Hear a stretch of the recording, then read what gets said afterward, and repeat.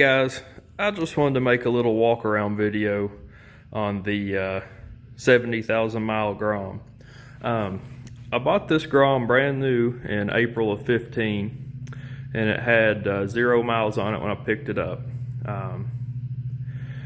It's currently got just a little over 70.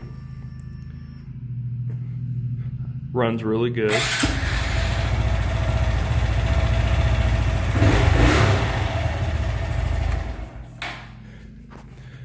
This is not the original engine. The original engine made it right to the 50,000 mile mark, and I replaced it with a used engine. It's a long story, and I'll get into it later in the video. One question I get from a lot of people, they ask, how did you put that many miles on it in 5 years? And the truth is, it's not really a spectacular answer. It's just a lot of really short and medium length trips. I ride it 40 miles round trip to work and back about 5 or 6 days a week. And I work in the evenings, so I don't have to go into work till 4:30. So all morning and early afternoon, I'm out riding somewhere, exploring some new little town, or, going a few towns over to grab something to eat. And, 50 miles here, 100 or 2 there, it just added up. I've only been on 2 trips that I would consider long, that kept me away from the house overnight. I'll get into them a little later in the video. But yeah, it's a great little bike for me. I just like to cruise around at, 55 miles an hour and enjoy the scenery and explore places. So that's all I need, really. I've had other faster bikes while I've had this Grom and before I had it, and they're fun, but there's just something about this little guy that I really like. Like I'd mentioned earlier, I did replace the engine at 50,000. It was completely trouble-free up to 36,000, and I went to change the oil at 36,000, and the pan was full of rubber chunks. So I thought it would be the timing tensioners, and I took it apart, and sure enough, they were bad. This isn't the one I changed at 36,000, but it kind of gives you an example. It just eats the rubber away, and this one's actually seized up too. This is a new, or almost new, secondary like idler, and they get worn out too. This is the third one that sits in the jug, like beside the jug in this little passage. It wears this little ridge off, but they usually don't wear that bad. But I changed that out, and I've been changing it out about every 10 to 20,000. I've had them fail as early as 10 to 12,000 and last as long as 36,000. So I've been changing them out about every 10 or 15 just to be safe. And it was trouble-free from 36 up to 46,000. And I installed a set of those tensioners that was made out of metal. I think it was the Koso tensioners.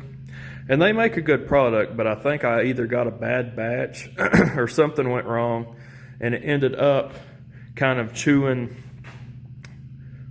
itself up and putting metal all through the engine. And that's when it really started burning a lot of oil. It was between 46 and 50,000. Like, I could not keep oil in it. Like, every 30 miles, I think it was burning 1/10 of a quart, which 1/10 of a quart is from the full mark to empty, or full mark to the add mark. So I would overfill it by about 3/10 of a quart, which I don't recommend. It would be below the add mark, just in a 120 mile trip.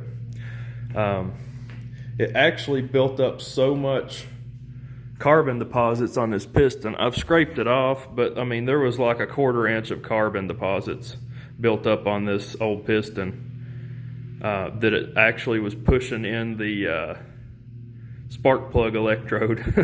And I don't know if you can see, but the edge is kind of missing there. And the ring land is kind of getting pulled up, and that's from all the pre-ignition, from all that carbon buildup from burning the oil. So at 50,000, this motor was almost, I don't think it would have made it another 50 miles. What I ended up doing, I went with a big bore kit, the 186 kit from TB, and it's honestly a great kit. What I'm about to say, or the story I'm about to tell, is 100% my fault. They make an awesome kit. I was very impressed by it, but I just went about it wrong. I didn't run an oil cooler, and I probably didn't tune it as well as I should have. And as you can see, there's now an extra vent hole in the case of the engine as a result of that. It lasted about 2,000 miles, and then the piston, I believe the piston kind of exploded, and the rod slung around and destroyed. This is the 52,000 mile case. So at that point, I bought this used engine off of a 2017 model. I bought it off a guy on one of the Grom Facebook pages. He was doing a 300 swap, and I just bolted it in, and it's been good ever since. That was 52,000 miles. It had 3,000 at that time. So it's got 21,000 on this motor now, and the chassis has 70,000. You can see I've done some mods, like I've got the big rotor up front just because I needed a new rotor. So I just decided to upgrade while I was at it. And I've got the new model calipers just because I needed a new rear caliper, and those were cheap on eBay. And I've got the 2019 exhaust I got off one of my buddies. I've ran the stock 14 exhaust. I've ran the stock 14 exhaust cut, which I don't recommend. Sounds like crap. I've ran the M4 exhaust, which is awesome, but on these bikes, there's nothing to support the can. Like right here is your last mount, and the whole can is just unsupported, and it vibrates itself apart after about 10,000 miles. I ran the FMF system, which I like pretty good. But I've got this now because when you're running like highways a lot like I am, it just gets old. But the only other problem I've had with this thing is the rear calipers. Just from all that vibration, after 30,000 miles, they start to get a lot of slack in them. This one's not too bad yet, but the pins that it glides in and out on get slack, and I have to replace them. It's actually one of the more expensive Grom parts. They're 80, 90 bucks a pop. And this shifter got a ton of slack in it. You could wiggle it like an inch side to side, up and down, just from all the vibration. This one's tight as can be. I just got an aftermarket shifter and put on it. I love it. It's hard to get in neutral, but it's great other than that. My kickstand has vibrated loose a few times. I've had to do a little welding on it. I've had to replace that spring. It fell off going down the road one time, and I'm like, hey, why is my kickstand down at 60 miles an hour? But I got that taken care of.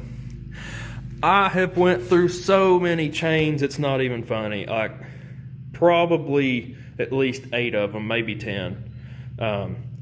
I don't know what it is about me. I just can't keep chains. I don't take the best care of them, but I do clean them and lube them, and they just keep getting eat up. I have upgraded to the newer, or the larger 428 size chain, which I highly recommend. There's no loss in performance, or there's no negatives at all. It's all positives. Also, I've had to put a lot of rear wheel bearings on it. They get crunchy after a while for some reason. Don't know why. I don't take the bike off-road that much, but the rear wheel bearings are always going bad. I just change them out about every 8 or 12,000 miles, it seems like. The front wheel bearings are actually still the originals, believe it or not. The front caliper I changed when I put that red caliper on the back, but the black, the original caliper had 60-some thousand on it, and it was still perfect, so it would still be good. About the tires, rear one, I run these Michelin Power Pures. They are not the grippiest tire if you're really tearing it up on twisty back roads, but they're adequate. But they wear very well. That's why I run them. I can get about 4.5 thousand out of the rear, about 12 or better out of the front. But that's a little tour around this bike. I'll go over here and show you. This is the original head. I mean, it's got a lot of carbon in it, but it still seals up good. This is the original jug. I don't know if you can see, but it looks really good. There's a few little scuffs here and there. You can't really see it on camera, but the original cross hatching is still completely visible, which is amazing for a bike that runs super hot, red line all the time. And I calculated up, I think it was like 300 million revolutions it's made and still has the factory cross hatching. Like, these bikes are so tough. But just to talk about a few of my trips, or the two that I've done that were overnight.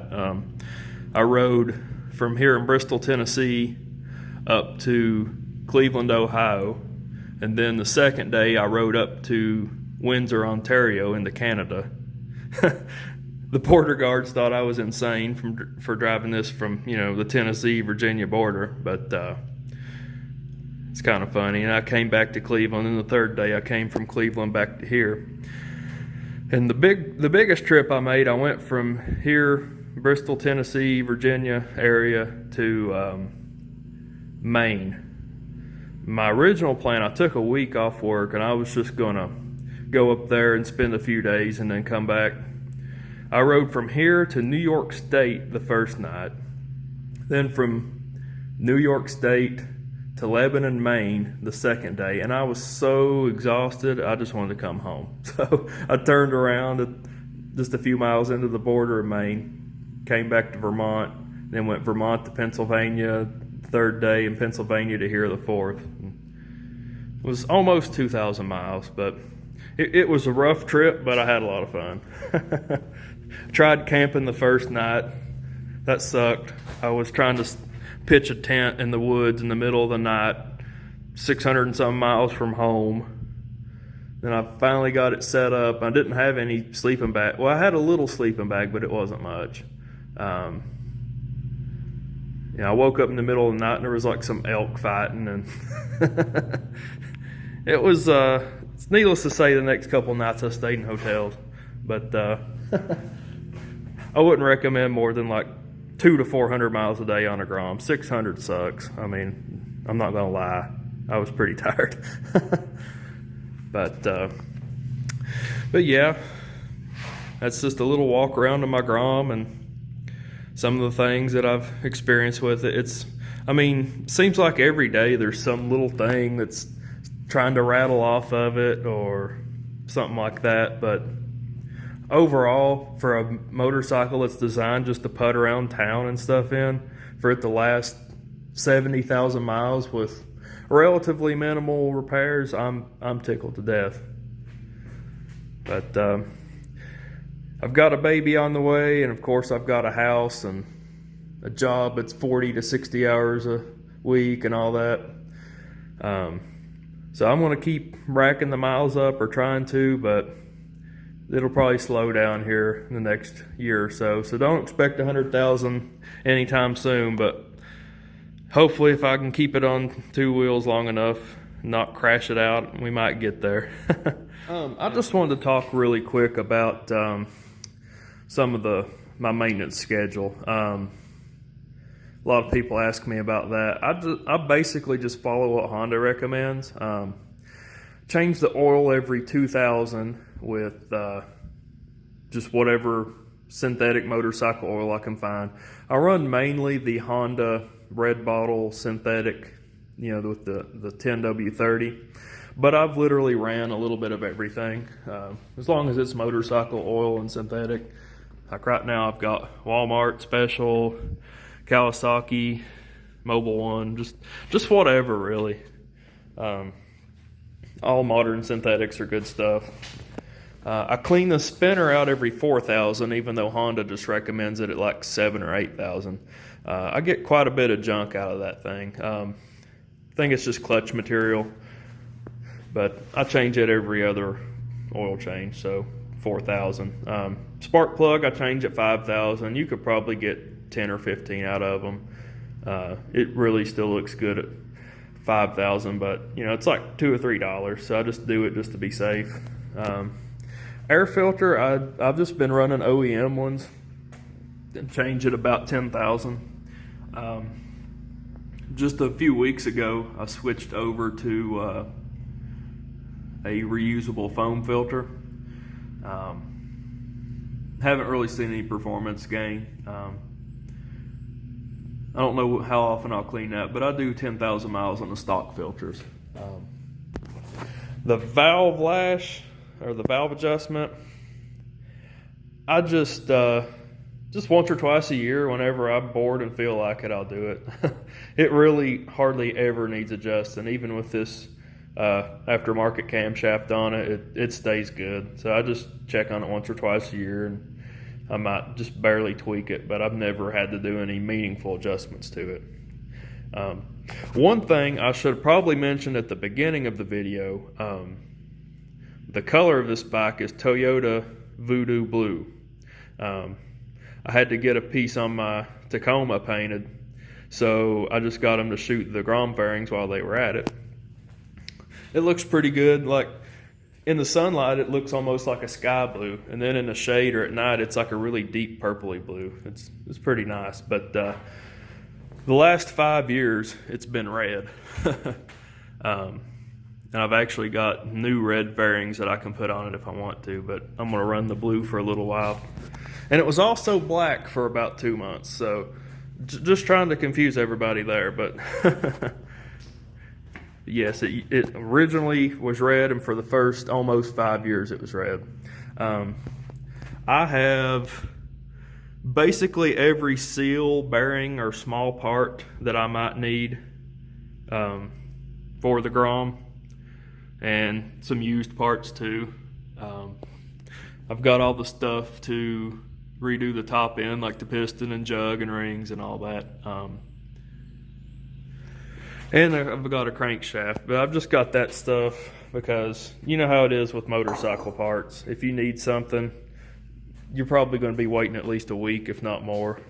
Whereas, car part, you can just swing down to the store and get it in 30 minutes. So I keep all my basic stuff here just to have on hand. But yeah, that's about it. Pretty boring story, but some people were interested in, some of the aspects of how I got to 70,000 and stuff. But anyway, if you have any more questions, feel free to comment below, and I'll try to answer them the best I can. Or you can holler at me on Instagram or Facebook, whatever. I might make another video if there's interest in this one, but I'll at least try to answer your questions in the comments. But have a nice day. Bye.